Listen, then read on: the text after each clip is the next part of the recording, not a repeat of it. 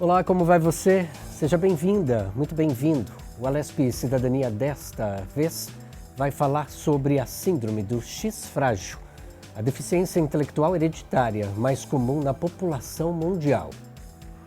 A condição atinge 1 em cada 4 mil meninos e é menos comum no sexo feminino, aparecendo em 1 em cada 8 mil meninas. No programa, vamos abordar as causas, sintomas, diagnóstico e a importância do apoio e inclusão social para essas pessoas. Para falar sobre esse tema, estamos aqui com o Dr. Caio Brusaca, médico geneticista, e com o psicólogo e neuropsicólogo André de Souza. Sejam bem-vindos ao Alesp Cidadania. Como é bom tê-los aqui conosco. Muito obrigado mais uma vez aqui pelo convite. É sempre uma honra falar sobre doenças genéticas, deficiência intelectual, autismo, para toda a nossa população aqui no estado de São Paulo. Muito obrigado. Também espero que seja um excelente encontro, que a gente possa esclarecer muitas dúvidas e trazer bastante informação para todos que estão assistindo. Vamos juntos então, vamos entender o que é a X frágil, né? Uma enfermidade. E aí o doutor, especialista em genética, o geneticista está aqui, vai explicar para a gente então o que seria o X frágil. Vamos lá, para que a gente possa entender o que é a síndrome X frágil, a gente vai lembrar do nosso cariótipo. O nosso cariótipo, ele avalia como nossos cromossomos estão dispostos. A gente sempre fala que o homem ou o menino tem 46 cromossomos, sendo X e um Y, 2 cromossomos sexuais, e a menina tem 2 cromossomos X. E aí que está a grande questão. Quando o cromossomo X daquele menino tem uma alteração no gene chamado FMR1, fechamos o diagnóstico da síndrome do X frágil. A gente diz que essa é uma condição genética rara, porque atinge menos de 1 para 2 mil pessoas. E a principal causa de deficiência intelectual e transtorno do espectro autista em meninos. Lembrando, o gene FMR1 ele está em dose única no menino e em dose dupla na menina. Por isso que tem essa diferenciação de frequência. Isso é uma condição ligada ao X e é muito mais frequente em meninos. Para a gente trazer um pouco mais para a nossa realidade no estado de São Paulo, já que é uma doença rara, existem casos aqui em São Paulo e como é que está distribuído isso? De repente, não sei se o senhor sabe me falar, mas obviamente tem ideia de como é que está isso no estado de São Paulo, na capital, interior. É possível uma reflexão sobre isso? Sim, a primeira questão. A cada dia que passa, a gente fecha mais diagnóstico de pessoas com transtorno do espectro autista e deficiência intelectual. E todas essas pessoas precisam passar por uma avaliação etiológica, ou seja, descobrir a causa. E dentro dessa avaliação etiológica, nós temos os testes genéticos e a avaliação do médico geneticista. Como falei, é a principal causa de autismo em meninos, é a principal causa de deficiência intelectual do ponto de vista genético em meninos. E todo menino com estas condições, autismo e deficiência intelectual, merece fazer esse tipo de avaliação. Hoje já existem vários centros de referências aqui no estado de São Paulo, em especial na capital, onde temos a disponibilidade desse tipo de teste, inclusive no Sistema Único de Saúde. Ou seja, já é possível a gente fechar esse diagnóstico cada vez mais rápido e cada vez com mais precisão. É possível falar então que desencadeia essa síndrome? Onde está o X da questão? É o contrário. Na verdade, aquele menino ele nasce com uma alteração no gene FMR1. Esse gene ele tem uma região que nós chamamos de região promotora. E nessa região promotora existe uma quantidade do que nós chamamos de tripletos, CGG. Esses tripletos CGG, existe uma quantidade que nós chamamos de normal para uma pessoa, ou seja, eu tenho uma quantidade, você tem, o André tem, todo mundo tem uma quantidade de CGGs no gene FMR1, nessa região. E quando a gente tem uma quantidade muito alta, acima de 200 repetições CGG, nós temos um diagnóstico. Por isso que o exame que a gente avalia no X frágil se chama pesquisa de expansão de tripletos na região do X frágil, na região crítica. E aqui que está a nossa grande questão. A pessoa ela nasce com alteração, ela não desenvolve a alteração. Ela já nasce e quem tem a alteração no gene FMR1, ela vai ter os sintomas da síndrome X frágil, que é além da própria deficiência intelectual e transtorno do espectro autista.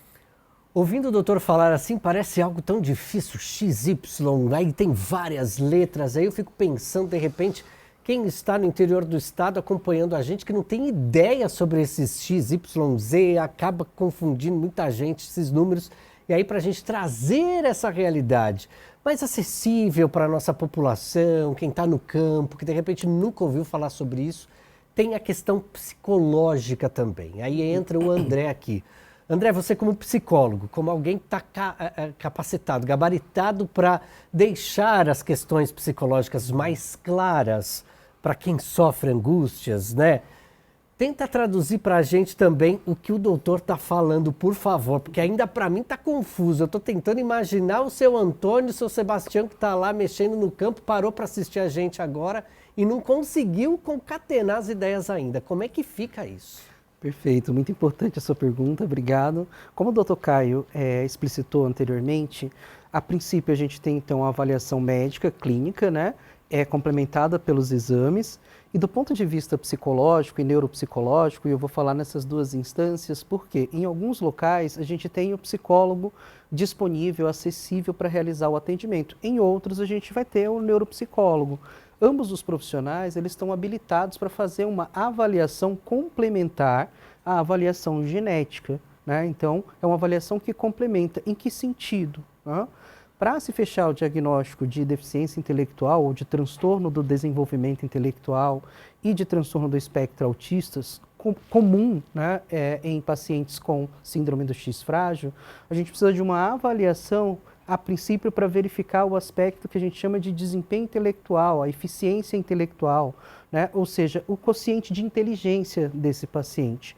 É só isso que é importante? Não, a gente também consegue olhar para outras habilidades cognitivas que são importantes para as relações sociais, para o aprendizado na escola, para a interação, né, com outros indivíduos ali onde você reside.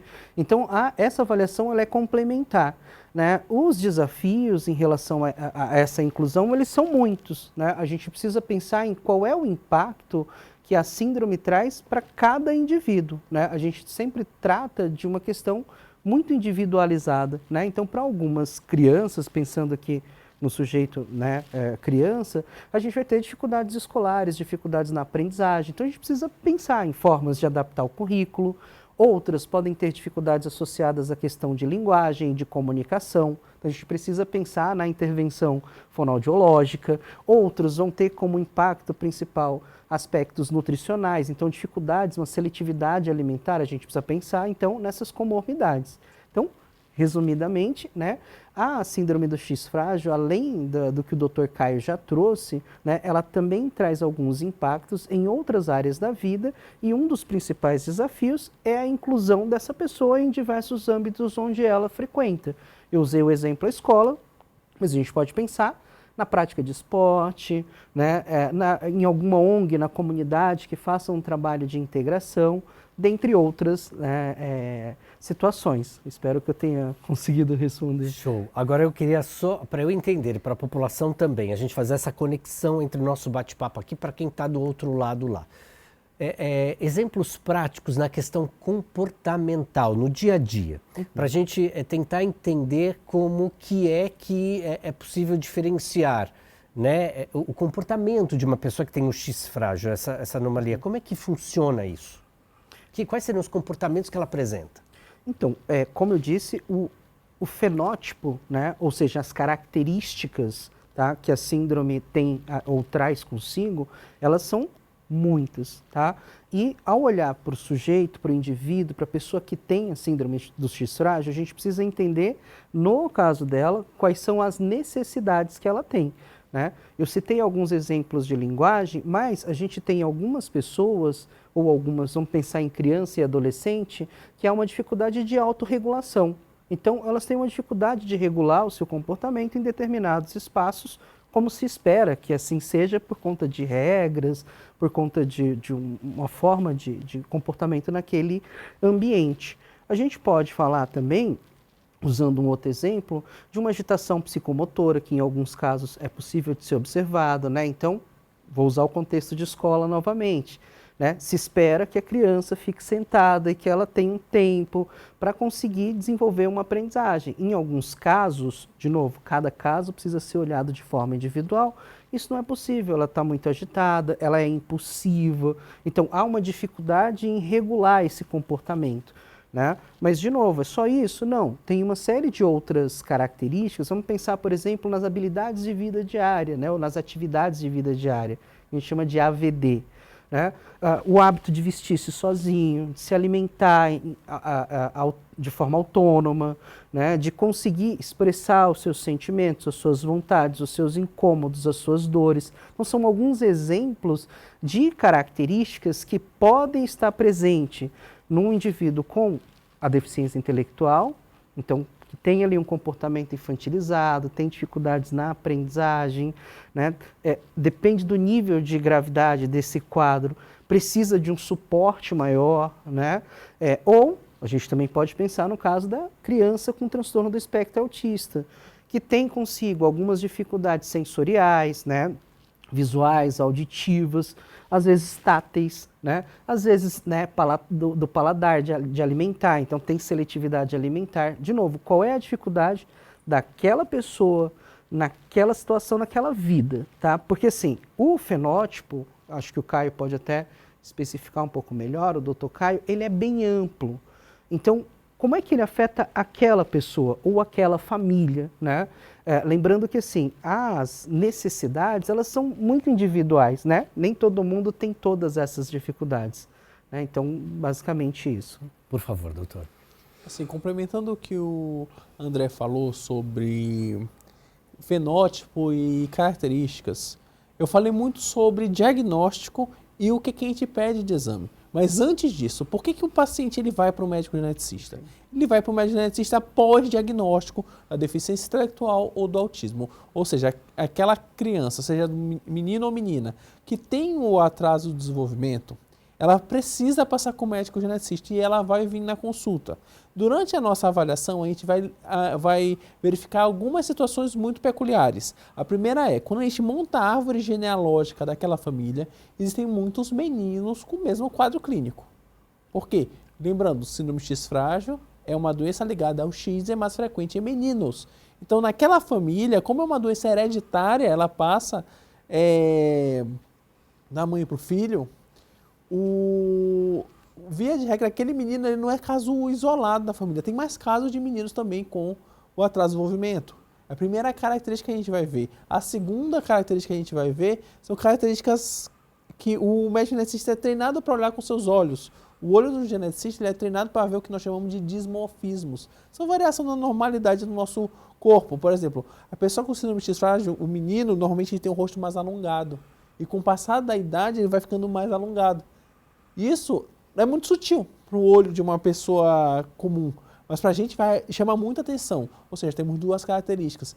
E uma terceira característica que é muito comum é aumento do volume do testículo, que também vai ser visto no exame físico. Além dessas características, o aumento do perímetro cefálico, que chamam de macroquidia, é muito comum. A microcefalia não. Mas a macrocefalia é muito comum na síndrome X frágil, ou seja, a cabeça maior. Não aquela questão da cabeça menor. E são algumas informações que a gente vai coletando, seja na anamnese, seja no exame físico, ou até mesmo vendo uma pessoa na rua que pode... Olha, aquela pessoa pode ser que esteja com suspeita de síndrome do X frágil. E aí que a gente começa essa investigação. Com essas informações que vai trazer o neuropsicólogo para a gente, ou seja, ele vai dar um relatório com todas as informações sobre coeficiente de inteligência, sobre comportamento, sobre principalmente ter ou não déficit de atenção, ter ou não transtorno do espectro autista, somado com a minha história clínica e o exame físico para poder pedir o exame certo para a pessoa certa. E aí fechamos o diagnóstico de um menino com síndrome X frágil. Claríssima. Um entendimento claro aqui, muito bem. Agora, doutor, eu fico tentando imaginar a questão da transmissão, né? Já que é uma questão genética, como é que tem dado esse ritmo de transmissão, né? As famílias têm alguém com X frágil. Como é que é essa transmissão nas gerações futuras? Então, aqui que temos uma grande dificuldade de entendimento. A síndrome X frágil ela é genética, por quê? É mutação no gene FMR1, é uma expansão de tripleto. E ela é hereditária porque ela é passada de mãe para filho. Por que mãe para filho? Lembrando, o cromossomo Y veio do pai, o cromossomo X veio da mãe. Só que, claro, não existe sentimento de culpa aqui, não é culpa da mãe. O pai ele podia ter passado o X e a criança não tem nada. Acontece que a mulher ela tem 2 cromossomos X. Via de regra, a mãe de um menino que tem síndrome X frágil, ela tem um cromossomo X normal e o outro cromossomo X com o que nós chamamos de pré-mutação. Você lembra aquele número que eu falei? Acima de 200 é síndrome X frágil. Entre 50 e 200 é o que nós chamamos de pré-mutação. E para a mulher, o sintoma não é deficiência intelectual e atraso do desenvolvimento. Para a mulher, mãe de um menino com X frágil, normalmente é parar de menstruar cedo, que chama de falência ovariana precoce. Ela para de menstruar cedo. Em vez de parar de menstruar na menopausa com 50, para de menstruar com 30. Às vezes é aí que a gente fecha o diagnóstico. Ela está ou numa clínica de reprodução, ou fazendo investigação genética para dificuldade de engravidar, porque parou de menstruar sem explicação, não está ovulando. E aí que a gente vai pensar, não, isso aqui pode estar relacionado com o que nós chamamos de falência ovariana precoce ligada ao gene FMR1, que está dentro do mesmo complexo. Vê que a condição do X frágil no homem, ela se manifesta de um jeito e na mulher de outro, e na mulher é mais sutil ainda, porque é uma informação que ninguém tem. Por exemplo, eu pergunto para as mães de meninos com X frágil, eu faço a seguinte pergunta: alguém na sua família parou de menstruar cedo? Ela responde: eu nem sei quantos anos as pessoas pararam de menstruar na minha família. Porque, como eu falei, aquele cromossomo X com a pré-mutação pode ter vindo da mãe dela ou do pai. Aí a gente tem que voltar para a árvore genealógica.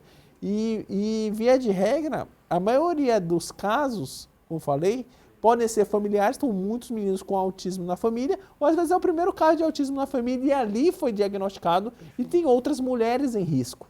E aí que está a nossa grande questão. Mais do que o atendimento individual daquele menino, eu tenho que fazer o atendimento da família inteira.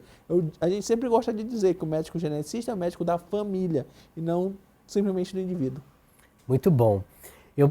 Antes de passar aqui a palavra para o André, doutor, eu gostaria de continuar com o senhor, porque essa explicação do senhor é sensacional. Agora, no que se diz respeito, já que a mãe vai passar para o filho, primeiro de tudo, já é uma questão rara, como o senhor já nos explicou. Fica mais raro ainda quando acontece com uma menina. Estou errado? Por exemplo, a mãe passar para a menina. Como é que acontece isso? Aí o que acontece? Se a mãe passar para a menina vai ter o mesmo quadro da mãe de falência ovariana precoce. Entendeu? O X frágil na menina ela ocorre de uma forma diferente. Por quê? A gente tem 2 cromossomos X, ela recebeu um alterado. Sim. E o normal, ele compensa, ou seja, a pessoa não tem um quadro clínico clássico. Eu tenho uma paciente com mutação completa no gene FMR1 e ela não tem nada. Ela não tem nada é coisa nenhuma. Para mostrar mais uma vez que o X frágil na mulher ela se manifesta de outra forma. Simplesmente por essa questão do X e o Y. Mas aqui que está a grande questão. Não é porque a mulher, tem uma pré-mutação do FMR1 que eu vou ter um filho com X frágil. Não é 100%. Entendeu? Primeiro, é 50% de chance de passar para o filho. Na verdade, chega a 25%, porque o marido tem que passar o Y obrigatoriamente. Entendeu? Além de eu ter o X alterado, eu tenho que ter o Y para ser um menino. E além disso, aconteceu o fenômeno da expansão de tripletos. De 40, 50 virar 200. Ou seja, mais uma vez, não é 100%. Mas existe hoje tecnologia de reprodução assistida para evitar o nascimento de uma criança com X frágil quando eu já sei que aquela família está em risco.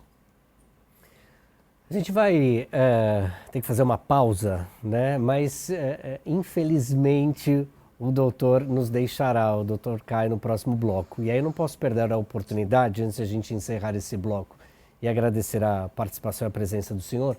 Nós estamos na Assembleia Legislativa do Estado de São Paulo. Há um projeto de lei, ou melhor, existe uma lei no nosso estado de 2021 que institui o Dia Estadual de Conscientização do X Frágil. É importante trazer uma menção a essa lei, doutor, no sentido de ensinar a população e, mais do que isso, colocar na sociedade, ou para que a sociedade de fato veja as pessoas que sofrem dessa situação, certo? Sim, com certeza. Ter um dia de conscientização voltada para uma condição genética rara, isso mostra a visibilidade daquela condição. Como eu falei, não é porque é uma doença rara que ela não existe. Essa é a primeira questão. E ter uma lei específica para síndrome de X frágil, que é a principal causa de autismo em meninos, mostra mais uma vez a importância desse tema que muitas das vezes fica oculto dentro das próprias famílias. As pessoas normalmente não falam para as outras pessoas, eu tenho um filho com síndrome de X frágil, não é tão aberto isso. E a maioria das pessoas nem sabe que existem condições ou causas genéticas para o próprio autismo. Eu gostaria que o senhor deixasse um recado aqui para as famílias, né, que nesse momento, de repente estão acompanhando agora a nossa programação e se depararam com essa informação que os senhores trouxe, e especificamente o senhor como geneticista agora, para acalmar e tranquilizar as pessoas que estão nos acompanhando, né? E orientação médica para acompanhamento disso tudo, né? Como mensagem final, o que eu gosto de falar é o seguinte: aconselhamento genético é o caminho. O aconselhamento genético ele salva vidas a partir do momento que nós temos uma criança que tem suspeita de atraso de desenvolvimento, até mesmo diagnóstico de transtorno espectro autista, deficiência intelectual e ele está perdido.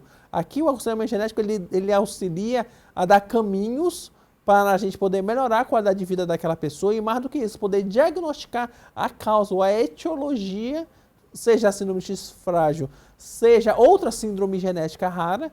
E sim, hoje é possível fazer todo esse acompanhamento e poder proporcionar para aquelas famílias que muitas das vezes não tinham diagnóstico.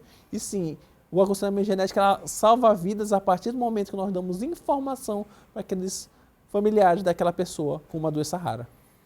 Tá aí, gente. Aqui está ao nosso lado o Dr. Caio Brusaca, médico geneticista. Doutor, eu quero muito agradecer ao senhor a sua participação nesse primeiro bloco do Alesp Cidadania e, mais do que isso, agradecer ao senhor pela aula que o senhor nos passou aqui nessa compreensão, que às vezes é um assunto tão complexo para quem está assistindo, para a gente que não conhece, mas o senhor nos explicou tão bem aqui. Muito obrigado por isso. Volte outras vezes, por favor. Muito obrigado mais uma vez pelo convite. É sempre uma honra estar aqui na TV Alesp, no especial na Alesp Cidadania, dando o meu poder de informar a população sobre doenças genéticas e, mais do que isso, também contribuir um pouco da minha questão cívica com a Assembleia Legislativa do Estado de São Paulo. Valeu demais. Muito obrigado novamente. Vou pedir para que o André permaneça conosco, para que no próximo bloco a gente venha entender mais. E vai ter um caso aqui para a gente entender melhor também, né? Uma pessoa que vive de fato a síndrome do X ou o X frágil. A gente te aguarda no próximo bloco também, André. E a você que está aí do outro lado, permaneça conosco, é rapidinho, até já.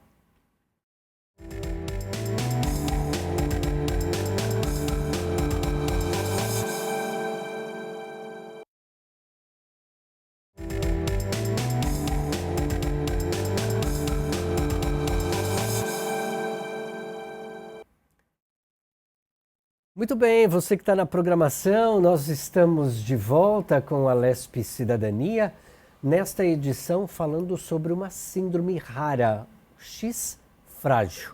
No bloco anterior, estava aqui conosco o doutor em geneticista, o médico Caio Brusaca, também estava o André de Souza, que é psicólogo e neuropsicólogo, continua conosco aqui agora e chegou para somar a Gisele Fernandes, que é pedagoga, e ela tem a síndrome. Seja bem-vinda ao nosso bate-papo, viu?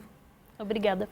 Eu queria que você contasse um pouquinho para a gente, Gisele, você vivenciando, então, a síndrome do X frágil, né?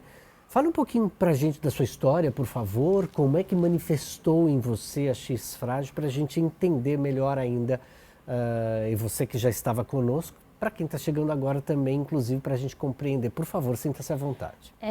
Obrigada pelo convite.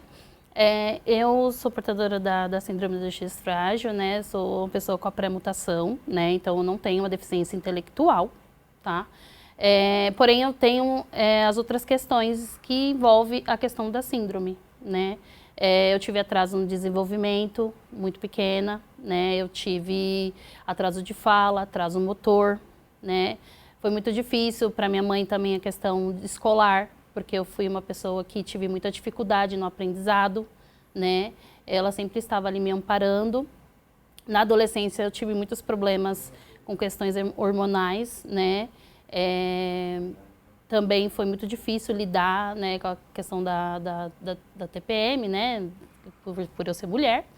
E fora as questões de convivência, né, porque a escola também é um âmbito muito legal, mas também é muito caótico na questão de barulho, na questão de irritabilidade por muitas questões sociais, né? Também tive dificuldade nas questões de interação com meus colegas, então eu era vista como uma estranha, como uma diferente, como, mas ela faz muita coisa diferente. Então eu sempre tive estereotipias, né? Que balançavam muitas mãos, agitavam muitos pés, eu não parava sentada.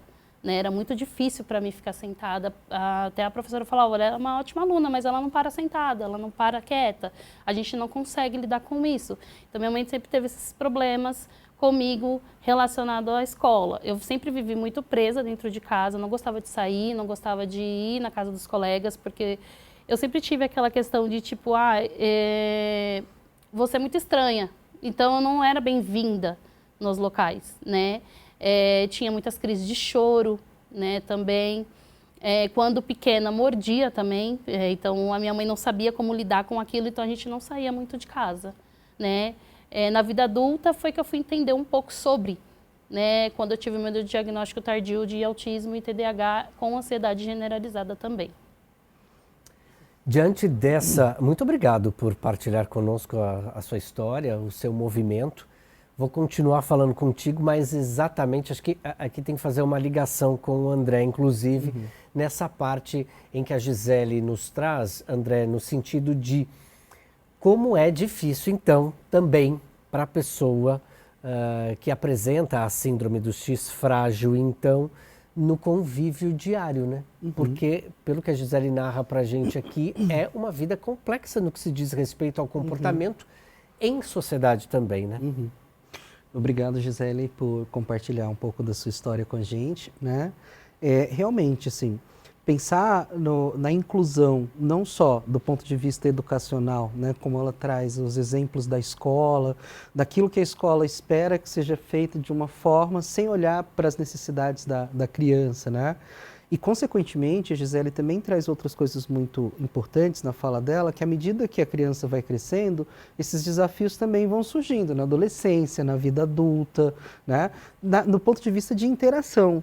Então, a gente precisa olhar desde a infância, né, as dificuldades para essa interação e para essa inclusão e tentar, junto com a criança e com a família, desenvolver estratégias que possam incluí-la, né?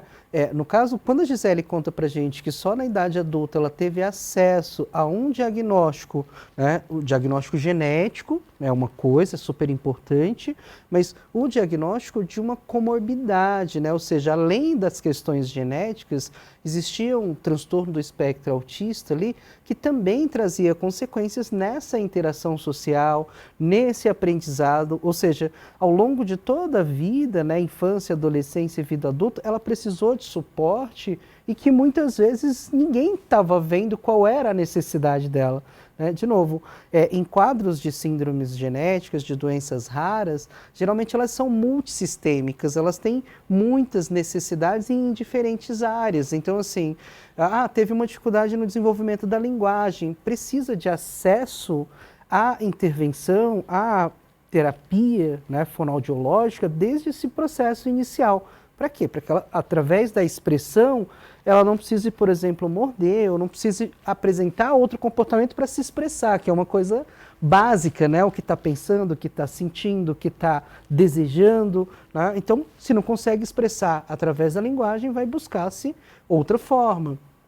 Precisa muitas vezes de um acesso a uma terapia psicológica que ajude nessa parte comportamental, de autorregulação, de tentar segurar um pouquinho, porque senão a aprendizagem não vai ocorrer, né? Ou ela vai ficar com defasagens, né? Precisa de auxílio para olhar para o impacto que o barulho, né? Que o bullying, que as dificuldades sociais também causam internamente, né?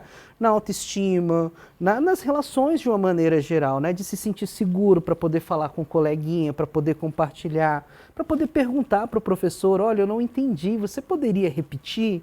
Né? De sensibilidade do próprio professor. Ela é uma pedagoga, que bom que ela buscou, dentro das dificuldades que ela teve, né, se especializar numa área tão importante. Todos nós passamos pela escola, todos nós passamos por um professor, todos nós podemos ter estratégias, né? Olha, o aluno está com dificuldade nessa área, como é que eu, como professor, e aqui eu não estou jogando a responsabilidade só para o professor, porque todos nós, independente de ser professor ou não, podemos contribuir para o desenvolvimento, para a vida, né, das pessoas de uma maneira geral. Mas a Gisele hoje pode não só entender as dificuldades que ela tinha lá atrás e resignificar isso, como pensar nos alunos dela hoje como pedagoga. Então, olha, não está fluindo aqui da forma como se espera. Que tipo de estratégia eu posso utilizar para ajudar esse aluninho? Né? Às vezes os pais, o que o Caio trouxe é muito importante, os pais ou não conseguem perceber o que está acontecendo, ou não entendem o que está acontecendo. De repente ela pode orientar, olha, procura um profissional, peça ajuda, vá ao médico, peça uma avaliação, porque essas dificuldades atuais podem representar algo que repercuta ao longo da vida dessa criança. Tá? Tentei aqui sintetizar, mas muito, muito importante mesmo a Gisele trazer todas essas contribuições para a gente pensar juntos, né? Sim, pensarmos juntos, é exatamente isso. Agora, Gisele, como é que foi para você essa transição, né? Porque você coloca, na sua fala, quando você falou, obviamente, você trouxe tudo no passado. Eu era, eu fui, eu fazia. Como é que foi passar por esses processos terapêuticos para que você se estabelecesse de fato, né? Conquistasse aquele seu momento, aquele seu espaço na escola, na família, na sociedade? Infelizmente, na época não tinha muita informação, como tem hoje, não tinha muito acesso a psicólogo, fonoaudiólogo. Então, a minha mãe tentava fazer da forma que conseguia, né? Conforme eu fui chegando na adolescência, tinha alguns programas onde eu morava que auxiliavam na questão psicológica, né? Também não eram muito, assim, tão recorrentes diariamente. Então, também tive essa dificuldade. Na vida adulta, fui buscar tratamento terapêutico antes de eu ser mãe, né? Que hoje eu sou mãe. E foi ali que eu fui conseguindo ir construindo, né, as questões dos sentimentos, das emoções, as minhas dificuldades em interação social, as minhas dificuldades em me adequar na sociedade, porque eu ainda tenho dificuldade, né? Ainda tem as questões das crises, que são muito recorrentes, as questões das estereotipias, né? Que eu não consigo, né? Eu tô aqui, mas eu não tô conseguindo muito ficar parada, né? Então, a gente tenta ao máximo ali, com ajuda terapêutica e também de profissionais, né? Como neuro e psicólogo e psiquiatra, a gente indo ajustando ali na medicação, a gente conseguindo, né? Tendo uma qualidade de vida um pouco melhor do que eu tive na infância e na adolescência. Você falou que é mãe. Eu sou mãe. Você tem filho, filha? 2 meninos. E os meninos? Também tem a síndrome. Era essa questão que a gente acompanhava no bloco anterior, quando o Dr. Caio nos explicava exatamente essa questão que vai passando da mãe para o filho. Sim. Como é que é isso para você? Olha, eu confesso que é muito difícil. Eu tenho apoio do meu marido, eu tenho apoio da minha sogra, né? E que é o suporte que eu tenho para criar eles. Os dois têm a síndrome, os dois são do espectro autista, né? E é um desafio diário, porque além de ter que lidar comigo, eu tenho que lidar com os dois. E às vezes a gente entra ali num atrito, num conflito, porque às vezes eu não entendo, eles não me entendem, aí precisa dessa mediação do meu esposo com a minha sogra, para a gente conseguir ter aí ali uma vivência mais tranquila no dia a dia, né? Inclusive, eu cheguei ao meu diagnóstico da síndrome através do meu filho mais velho, porque ele teve um atraso, os dois tiveram um atraso no desenvolvimento, mas o mais velho teve um atraso no desfraude. E aí, o primeiro exame que o neurologista passou, né, que o meu geneticista fala que ele foi muito, assim, à frente da questão. Ele passou o exame da síndrome do X frágil, né, a pesquisa, né, que nem o doutor falou, e foi que aí a gente descobriu. A gente falou, não, peraí, tem alguma coisa errada. Então, se o Giovanni tem, alguém é portador. Como eu sou uma pessoa que pesquisa muito sobre, que é, inclusive, o hiperfoco faz parte do espectro autista, eu fui pesquisar a fundo e descobri que eu poderia ser a portadora. Então, fui atrás do exame para fazer também. E aí descobrimos que tanto eu quanto os dois temos a síndrome do X frágil. Gente, olha isso. Agora, eles têm quantos anos? O Giovanni tem 6 anos e o Wayne tem 5 anos de idade. E eles apresentam exatamente o que você apresentava lá atrás, quando você Sim. era criança? Exatamente. Como não lembrava muita coisa da minha infância, eu fui perguntando para minha mãe. E ela, não, mas o Giovanni é igualzinho a você. O Wayne é igualzinho a você. Eu falei, não, peraí. Se eles são iguais, então, né, alguma coisa ali tá errado. Quando chegou a questão do exame, foi que a gente foi perceber, não, realmente, tem que ser igual, porque nós temos a mesma carga genética, né? André, aí tem uma questão também que sempre precisa ser muito bem trabalhada em terapia, né? Porque ela é uma pessoa que tem X frágil, os filhos também. Se para ela é difícil, como ela disse, é complexo também lidar com a situação no trato diário, obviamente, com as duas crianças, né? E como é que fica também esse desafio pensando não nela e nas crianças? Porque você já trouxe uma reflexão para a gente, mas no esposo e, por exemplo, na sogra que ela tem. Sim, tem 2 pontos muito importantes. O primeiro é que a Gisele começa a fala dela falando sobre o acesso à informação, a recursos terapêuticos, né? Que sim, houveram algumas mudanças, a gente teve avanços, hoje a gente tem as unidades básicas de saúde, centros de estimulação, né? Em algumas regiões isso ainda é um pouco incipiente, porque tem filas de espera muito grande, né? E as necessidades, elas precisam ser trabalhadas agora, elas não podem esperar, né? Mas houveram um avanço, a gente não pode ser injustos, né?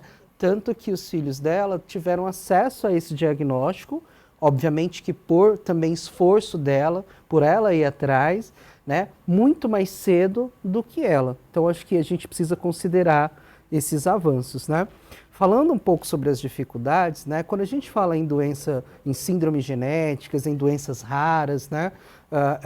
Falando um pouco do X frágil, no cenário aqui que a gente está trabalhando, geralmente esses quadros eles têm um impacto no indivíduo, né? Então na pessoa que tem a síndrome, mas também no entorno, na família, naqueles que estão próximos, né? Não que a pessoa em si seja causa estresse, mas a situação, né? Em muitas famílias, são muitas terapias, muitos médicos, muito cuidado, e a gente tem uma rotina, tem vida, tem escola, tem que trabalhar fora muitas vezes, tem que se dividir. Então essa rede de apoio é importante, mas mesmo a rede de apoio, às vezes o impacto é pesado, é grande. Então o que a gente sempre diz é que o cuidado também precisa ser além. Né? A gente, obviamente, precisa estimular, precisa olhar para o desenvolvimento do indivíduo, mas também precisa olhar para aquele que cuida. Seja oferecendo orientação parental para os pais sobre formas de lidar com alguns comportamentos que vão surgindo no dia a dia, mas também passar por um processo terapêutico, né? Porque gera, entre outras coisas, ansiedade, depressão, o cuidado, essa dedicação, muitas vezes exclusiva, isso também tem um impacto. Né? Nos pais, naqueles cuidadores primários, mas também nos que estão no entorno, né? De que muitas vezes não entende, de que muitas vezes compara, na minha época não era assim, né? Comigo se resolvia assim. Então, usa-se muitos modelos de referência que se tem da sua própria vida, né? Então, sim, o cuidado ele precisa se estender para além do indivíduo, né? Para além dos pais, mas daquele núcleo, né? Que está ali cuidando também das crianças de uma maneira geral. Olha, infelizmente a gente está caminhando para o final deste programa, uma pena, a gente poderia falar tantas outras coisas aqui, mas vocês foram sensacionais e nesse sentido, né, nesses minutinhos finais aqui que temos, eu gostaria de uma palavra de cada um de vocês, começando por favor, André, para as pessoas que estão lá do outro lado nos acompanhando agora. Sua fala foi muito legal, muito importante, mas para amarrar a tua participação, por gentileza, uma mensagem. Bom, inicialmente eu agradeço estar aqui. Eu vejo esse programa e especificamente esse tema como algo extremamente importante para as famílias, de uma maneira geral. Um cuidado com as nossas crianças e adolescentes que estão aí sem diagnóstico, sem, né, o suporte necessário, né? Procure ajuda caso você identifique que tem um atraso no desenvolvimento, seja na unidade básica de saúde, seja no núcleo de saúde próximo da sua residência, né? A gente tem algumas organizações, me permita brevemente falar sobre isso, que auxiliam, né, nesse quadro de doenças raras.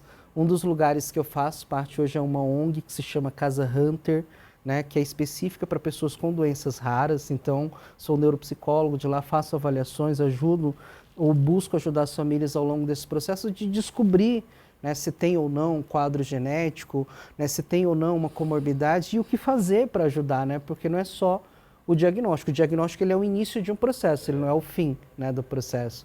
Esse é um ponto bastante importante. Então, só posso agradecer, né, acho extremamente importante, me sinto honrado também de poder falar sobre essa temática e estou à disposição também sempre que precisarem, né, e se tiverem alguma dúvida também, agradeço muito a Gisele, acho que a gente aprende muito nessa relação, eu fiquei muito feliz com o lugar de fala dela, ela falando, né? Não a gente falando de sintomas, só de comportamentos, mas de uma maneira geral, ela trazendo a importância do diagnóstico para ela se perceber, se descobrir, né? E para se reinventar também. Então, muito obrigado e acho que é isso. Show. Agora, tem alguma coisa escrita na sua camiseta? Somente meu X que é frágil. Tá aí. Eu acho que essa camiseta diz muita coisa, né? Essa frase diz muita coisa. Além desta frase, né? Somente o teu X, que é frágil, quais seriam as suas palavras para as pessoas que estão agora acompanhando você aqui em nosso programa? Eu diria para não desistir, né? Eu diria para procurar sempre apoio psicológico, procurar os médicos, que eles estão ali para nos amparar, para nos auxiliar, né? E também para que não desista, né? Eu tive uma infância difícil, tive uma adolescência difícil, mas eu cheguei à fase adulta. É difícil? Mas a gente precisa lutar para continuar, né? E sempre trazendo, né, apoio, informação, né? Eu tenho uma página no Instagram que eu falo sobre isso, eu falo sobre a minha vida enquanto pessoa portadora de uma síndrome e também mãe atípica, porque eu acabo sendo representatividade para os meus filhos, para não desistir e para sempre estar na luta. Olha, eu quero muito agradecer a Gisele Fernandes, então, que é pedagoga. Muito obrigado. A Gisele, não sei se vocês repararam aí do outro lado, mas na hora que ela começou a falar, o olho dela ficou cheio de lágrimas. É exatamente isso que faz a diferença quando a gente, neste programa, no Alesp Cidadania, a gente traz ao público a voz daquelas pessoas que, de alguma forma, sofrem determinadas situações. Então eu quero te agradecer e agradecer não somente a tua presença aqui em nossa programação, mas a sua liberdade, a sua vontade de expressar a sua emoção por meio de palavras, de gestos e mais do que isso, fazendo com que a nossa população entenda o teu lugar neste nosso estado, neste nosso país, neste nosso planeta. Muito obrigado, Gisele. Eu agradeço. Novamente agradeço ao André e agradecendo aos dois, eu agradeço novamente ao Caio Brusaca, que esteve conosco no primeiro bloco, doutor geneticista, e a você, cidadão e cidadã paulistas. Tchau.